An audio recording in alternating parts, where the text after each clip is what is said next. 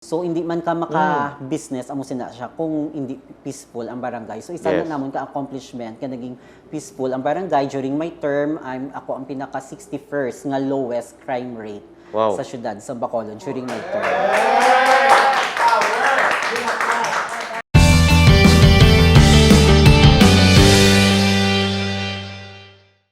You've tasted empanaditas and buns, but have you ever tasted papas con chorizo, curried chicken, pulled pork, double cheese, and tuna basil? Only Jinkies Kitchen offers these flavors. Catch a bite now of Jinkies Kitchen empanaditas and buns at Kmart, Monsterific at Singkang and Talisay City, San Carlos, Silay City, Lopez East Center, and Lopez San Sebastian. Jinkies Kitchen empanaditas and buns, a pocket full of goodness. Nature's Perfect Lunchbox. For perfect eggs, fresh and clean, guaranteed all the time. For orders, text or call 0907-838-7958.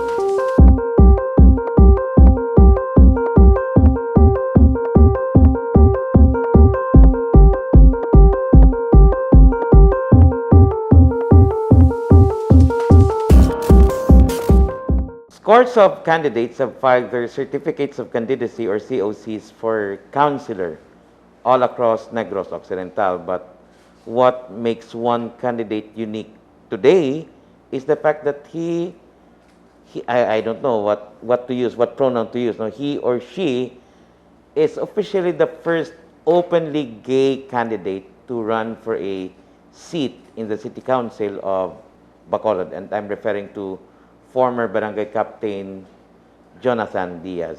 Kapitan, may ngapon. Good afternoon, Sir Julius. And thank you for dropping by. Thank you.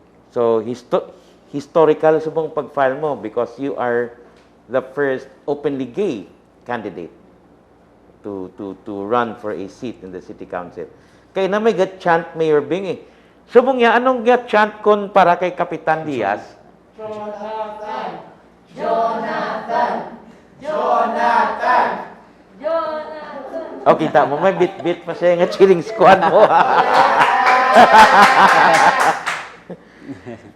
Kung sa gay linggo, if you won't mind, anit siwa ang kandidato? Kung sa gay linggo? Okama. Okama. Na may kamagid.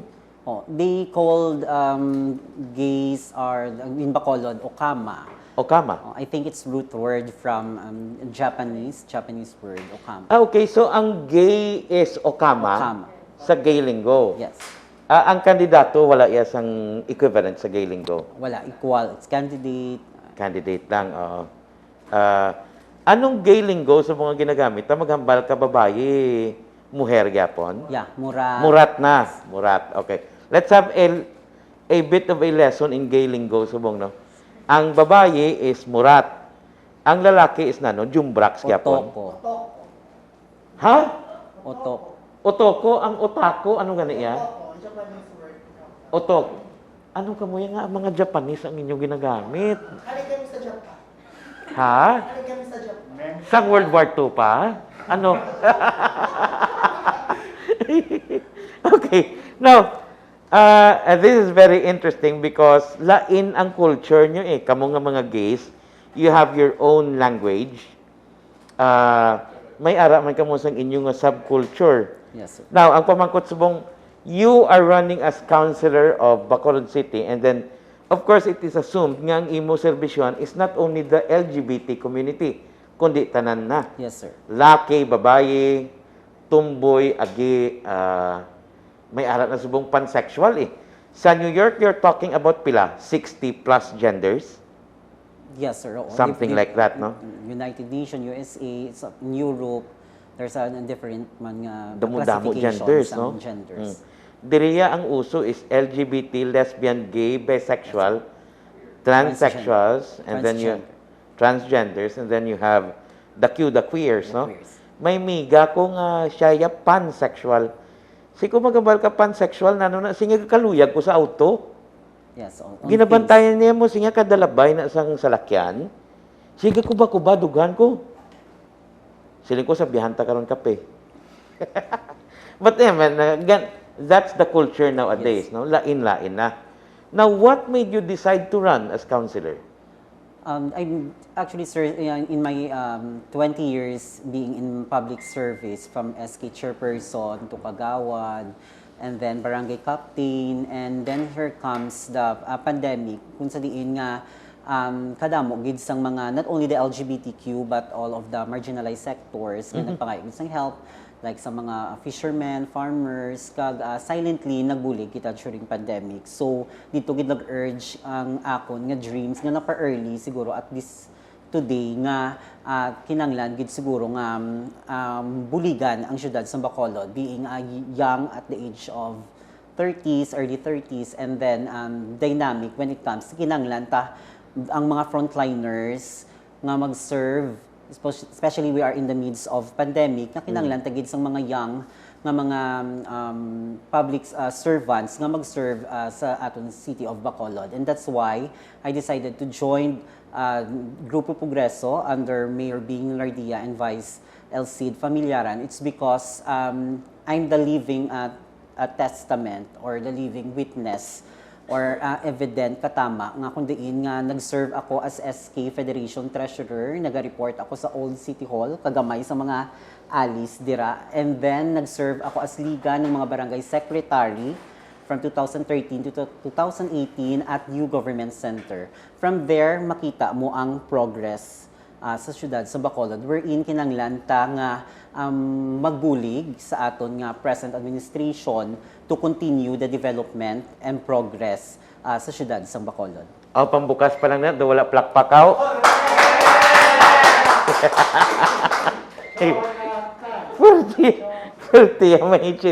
For those who don't know, by the way, si former Captain Jonathan Diaz is the son, bata ni karon Barangay Kapitan Madilin Diaz ang Barangay 18.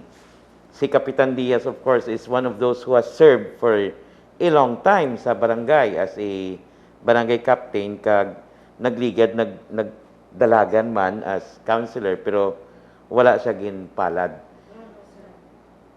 Wala siya. Wala kaya naglaga, no? Nag-executive assistant, EA, oo, sa syudad. Daw ako yung gatigulang nakapaw.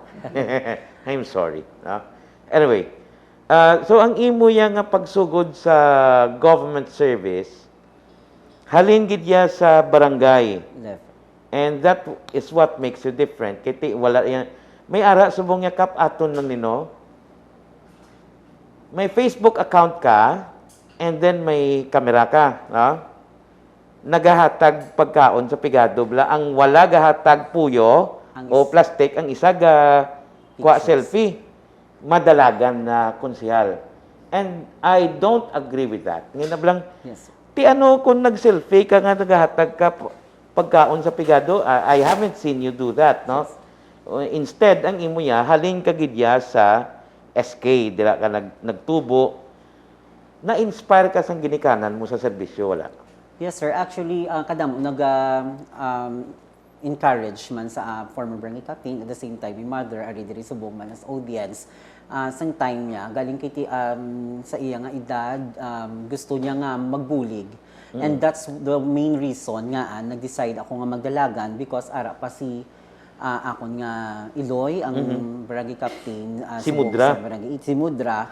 Wherein nga ara pa siya nga makahatag sa akon advice, maging advisor ko, kag mag-assist man sa akon sa mga hindi ko na malabot pa nga mga example like the senior citizens and then other organizations. She is from parole and probation, hindi pa tada kasulod kay may age da. So at least ara siya nga magbuligay kami nga duwa. And then, siya gid ang nag-encourage sa ako. Before, hindi siya. Kaya gusto niya nga tapon ko ang barangay. But maybe because of COVID, nga kulbaan. But I'm happy man nga nag-vaccine na sila. So, I think it's very time na siguro gid nga mag-serve ako sa syudad sa Bacolod. Kung sa diin, my inspiration is, of course, my mother. And then, gimpangmuyuan ko gid ni Sir Julio sa Ginoo nga kinanglan ko nagid mag-serve from 20 years nga ara ako sa barangay level. I think kinanglan man sang syudad sa Bacolod ang akon nga service kaupod ang Grupo Progreso. Masinulundon ka gid nga syuta. Sometimes we commit mistakes, but sometimes that's learning, no? Aha. Drata naga-growth sa aton nga mga mistakes, so hindi man kita perfect. Naging challenge man before, especially sa akon nga education, kay doon nag-focus gid kuya sa service sa barangay, but nagbawi man kita. Na late na ako graduate, Bachelor of Arts, major in Political Science at University of Pol St. Sci Lasal. ka? Yes, Pol Sci ko, sir. And then, actually, yung dream ko gidya before is to become a teacher. And then, nagbalik ako diri sa STI West Negros University and nag-took supplementals for teaching or teacher certificate program. Huwag ka plano mag-abogado? Supposed to be that's their dreams ang akon nga parents, but ang akon siguro gid passion is to teach, no?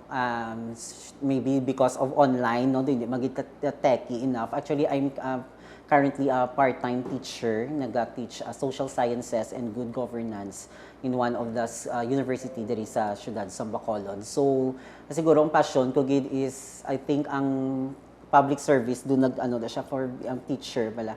Ang teacher is also public service. So that's why isa ko na siya ka platform in advocacies nga wherein nga gina-secured ko gid basta may mga programs ang syudad sa Bacolod nga ang tanan nga mga indigents kag deserving students maka-avail gid kag maka-eskwela's like sa mga colleges. Kag that's very, very important. So nowadays plus ang mga health access naton kag social services wherein nga makabuli kita sa syudad sa Bacolod, maging hands-on kita, of course bata pa kita, fully vaccinated kita nga ma-deliver ang mga health access kag ang mga social services nga para sa Bacolod nun. Ano ganing isa ka term sang Barangay 18 sa una? Anong pagtawag na siya? Cordova, no? Ang Cordova is actually a rough neighborhood, hindi ba? Damo isog, damo maton. Little Tondo. Little Tondo Yes, sa yes, una. before. Duga palumbaanan ni sila sang Dawis eh. Yes, sir. Ah, Mambulok. Halandon, Mambulok, no? And it's quite surprising because ang Cordova, bisan Little Tondo, neighborhood sang mga hurong, and yet, you were not discriminated growing up as someone who is gay. Actually, sir, because before ko nag-run as SK chairperson, I'm a member, I'm the youth president of the Queen of Peace Parish before dra sa Waming, dra sa Amon na core group. So dra gi ko nag-start as a catechist, and then dungan kami ni nani nag-run, ako SK chairman, siya barangay captain. Kung sa diin nag-start 2002, sa una way naiga kada yun, yung fiesta, sir, never naging successful dirang fiesta. But from 2002 until up to the present, nag-COVID lang abi. So dito pag nagsikat ang barangay 18, not only nga nag-venture kami sa Mascara Festival, but ang amon din nga fiesta nga tanan ginadugukan, may mga free pork barbecue. So sa una way ginaiga kada yun, yes sir ang fiesta, sir. Saan ang So, free pork barbecue? Every October 26 to 27. Pwede kami kadto to? So, amo na sir, so naging successful man because of our administration man ang pag-govern namon sa barangay nga diin nga nag drug free man kami subong, and then cleanest barangay, most child friendly barangay. Hindi ka na sir ka most child friendly kung hindi peaceful ang barangay, and then damo nila naga-board rent. So hindi man ka maka-business amo sina siya kung hindi peaceful ang barangay. So isa Yes. na namon ka accomplishment ka naging peaceful ang barangay. During my term, ako ang pinaka 61st nga lowest crime rate Wow. sa syudad sa Bacolod during my term.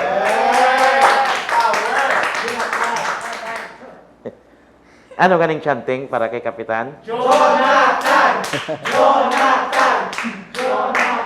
What I like is the fact nga ang ginaistoryahan taya is the concern of our concerns of everyone. I don't see you as a gay candidate talking to me. I see you you, sir. simply as Jonathan, no? Kaya I think amo ni amid the debate nga dapat ang LGBT amo ni dapat may banyo kami. Yeah, I don't deny the reasons for it, no? Pero sometimes nagkakalimtan ta nga itataron ta ka nga special ka. Nga tataron mo ko nga special ko. Can't we just treat each other as human beings, di ba? Yes, sir. Kaya palariho man lang tatawo, no? Now, anyway, ano ang concern sa Bacolod? Kaya subong ang debate is about change or continuity. Kamo sa LGBT community, usually gusto nyo pagkambyo mo. But why did you go with Grupo Progreso? I think, sir, there's no debate no between the continuity and change. I think ang kinahanglan na mas grabe ang voices subong sang LGBT both sides. Medyo silent lang yung Grupo Progreso. And then mga friends ko man na sila sa piyak, I think maybe I'm the big factor kung matagaan siyansa nga makapungko sa konseho. Nakatalk man kami ni Charlie, ni May Arcache, Oh. and then they are supporting me. No? Nakakuha ko sa support nila. Kag nakuha ko man ng ilang gusto nga matabo diri sa syudad sa Bacolod. And then one of my advocacies dira sa DIAZ help ang letter P is program and projects wherein a rainbow center nga makater gidjaya most especially ang mga elderly naton nga mga members ng LGBTQ. But not only that, no, itinguan ta man ni makita matagaan man sang equal nga privileges, opportunities, ang kag-rights, not only the LGBTQ community, but of course the other marginalized sectors man, sir, nga matagaan man sila sang chance, most especially ang atong mga farmers from Alangilan, mga fishermen from Barangay Punta Taytay, Barangay Banago. So, not only LGBTQ, but of course, amo sa nasubong ang concern man, both sides, no? Actually, we are the agent of change. Anyone, no, we can be a change sa aton yourself. No, anytime mag change, wala ta we are all the victim. No, this is change. Gakatabo na ang pandemic. Nag-abot ng pandemic. This is part of a change nga katabo man sa aton nga ang gakatabo subong sa aton. So, I think ang kinahanglan ta is the continuation sang development of programs. Hindi man ta blind nga makita naton ang grabe ang progress sa syudad sa Bacolod. If you can go at the Lacson Street, Araneta Street, makita ta ang mga rising sang mga buildings, mga corporations like BPO companies. So, I think that's a development sa aton syudad sa Bacolod. So, hindi tayo malikawan, sir, nga may mga example, may mga traffic. It's just because ang tanan ng mga tao pwede ka lang yakakwa sa lakyan. That's why full pack na subong ang aton nga dalan. So when it comes sa drainage system, actually ang problem is not only sa pag-implementation sang drainage system, but of course ara man sa self ta, no nga makita ta nga maghaboy lang tada, and then maka-realize sa uli ay sala ang ginihimo ta. And then because man sang grabe nga pag man sang road, may mga road clearings ta. So isa na siya ka reason kag flagship program man sang aton nga president, as we can see, no, other than illegal drugs, ang second niya gito amo to sa ang clearing of roads. That's why not only man lang sa syudad sa Bacolod gakatabo, even in the other municipalities and cities of Negros Occidental. Since 1986, based ang sang ginpahalin si Marcos, nagbulo si Cory. Ang approach usually naton is kita nga pumuli, we want to talk about rights kinamatarong kung amo ni kinamatarong tang ko ang amo na. But talagsa sa Malaka kita nag-istorya about obligations. Yes. Civic duties, like as simple as wala ginaya pulos yang inablang para sa aton it's a bother nga yung basura ta ihaboy sa basurahan, no? Yes. Though, but in other countries, I've observed, like me, when I went to other places, kung arata sa ibang nga lugar, nga masinulundon man kita, no? Yes, sir. Ang mga OFWs tamo man na, no? But what I like about sa imo nga ginhambal is that we should also look at our own responsibilities. Hindi lang nga puro lang gobyerno, puro lang sala sa gobyerno. Kiting ending sina mapasagod ka na lang sa gobyerno. Yes, sir. Diba? Now, I like that approach, and it seems to me nga ang imong initial platform subong is not only about the LGBT, but about everyone, regardless of gender. Yes, sir. Nga amo na ang ginpinsar nimo. As I said, sir, so nakita ko sa self kung bakod pa, no? I have still the stamina. Why mo ko gambal, mga upod ko, may mga old age na. But of course, I think... dumiharagin man. Yes, so kinanglan, ta, sir, nga mag-assist. That's why DIAZ help, no? Letter D is developmental of primary healthcare services nga may hatag ta. Not only is SING for the OFW, pwede ko da kabulig, sir, for the COVID recovery response of our city, kag respective ng mga barangays. And then letter I is the inclusions of the LGBT community and other marginalized sectors. And then letter A, of course, I'm one of in an academe. So ang letter A sa DIA, sir, is academic and social welfare. And then letter Z is zeal for service. Wow. So I said DIAZ help because I want to be an addition to the Grupo Progreso nga makabulig dira sa ila. So health is the health access and social services wherein nga ang gusto ko gid nga makabulig, matagaan tanan equal privileges, assistance during the pandemic, not only ang mga may family, but of course ang mga other sectors, most especially the LGBTQ community. So, ang letter E is the educational assistance, nga matagaan gid tanan ng mga kabarangayan, mga scholars, nga matagaan sila assistance, kaya very important, sir, ang aton nga education. And then, ang letter L is the livelihood programs for those who are affected by the COVID-19, like mga fishermen, of course, mga LGBT nato, ng mga beauticians, sa entertainment, nga naapektuhan gid sang pandemic. And then letter P is the programs and projects for LGBTQ community and other sectors, most especially the Rainbow Center. It's a center nga pwede indra makagather tanan nga LGBTQ, ano ang ilang concerns, ano ang ilang kinahanglanon, pwede tada ka-provide as maka-homeless nato nga mga members, sa mga elderly, nga I think ma-agree gid ni ang both sides sa ako, not only my group in Grupo Progreso, and of course sa PIAC, I think amo man ang ilang concerns nga matagaan higayunan or office. So kung matagaan tada automatic ang office of Councilor Jonathan B. Diaz will be served as the office of the LGBTQ at the same time. And then kinahanglan tagid ang Rainbow Center nga amo gina siya ang gusto ko ma-establish para sa LGBTQ community. So DIAZ help. Grupo Progreso 2022. And I sincerely hope nga it won't remain an acronym lang, no? Yes, sir. I really hope that if you make it sa City Council, nga inimatagan sang katumanan. Yes, sir. But in the meantime, on that note, Kapitan, I hope to see you more soon. And thank you for dropping by. Thank you, sir. And good luck. Thank you.